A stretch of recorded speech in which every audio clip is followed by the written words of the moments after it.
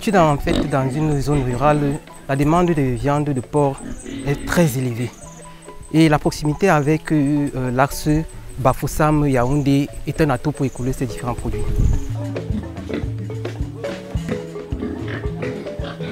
Avant le projet, je m'investissais déjà dans la culture du cacao, du bananier plantain, du macabo, surtout de façon artisanale. Ma situation économique vraiment à cette époque était vraiment au bas de l'échelle.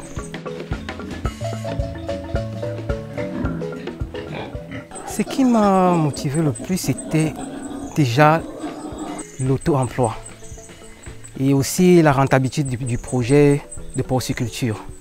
En fait, aussi pouvoir montrer à la jeunesse de Kiki que quelqu'un peut réussir en travaillant à son propre compte. Et en tout cas, tout ceci a été une grande source de motivation pour moi.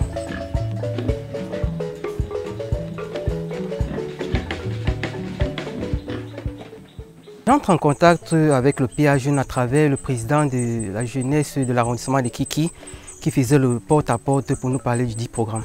Ma sélection a été faite à partir d'un séminaire de facilitation où mon idée de projet a été retenue. Après, je suis allé en incubation au centre communal de KMC Bafia. J'ai été intéressé par les modules tels que la formulation des aliments, la prophylaxie des animaux et le leadership.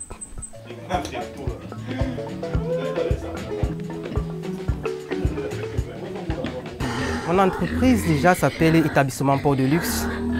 Elle s'exerce déjà dans la production et la commercialisation du porc.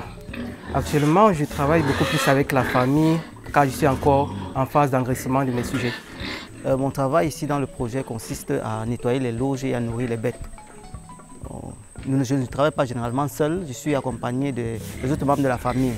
Ici, nous avons appris à composer les aliments, à nettoyer les bêtes et puis à regarder certains symptômes de maladie. Parce que lorsqu'il y a des symptômes, nous appelons des vétérinaires.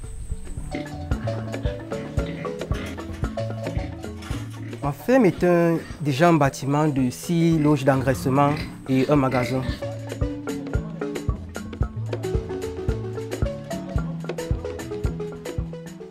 Généralement, j'utilise l'outil Internet pour trouver mes clients. Normalement, ils sont beaucoup plus dans les grandes métropoles telles que Yaoundé, Douala. Mais parfois, il m'arrive d'aller en contact direct avec les rôtisseurs du côté de Bafia. Aussi, je me ravitaille pour l'aliment au niveau des provendiers de Bafia également.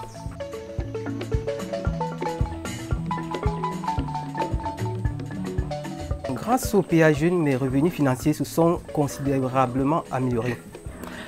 Ce projet a permis également que j'ai une grande considération vis-à-vis des autres et surtout plus ceux de mon entourage. Sur le plan économique, je reçois déjà des retombées puisque j'ai pu augmenter de 3 loges mon bâtiment initial. C'est un modèle, c'est un très grand modèle de la communauté ici et nous sommes tous flattés et déterminés à suivre ses pas et nous pensons que si nous sommes accompagnés, comme ça a été le cas avec le PA Jeune, nous pourrons aussi avoir un projet de telle envergure. Le conseil est vraiment simple. Je conseille franchement aux jeunes qui m'observent actuellement de se lancer dans l'activité de porciculture parce qu'elle est vraiment rentable. Toutefois, il faudrait se former pour être vraiment compétent dans ce domaine-là.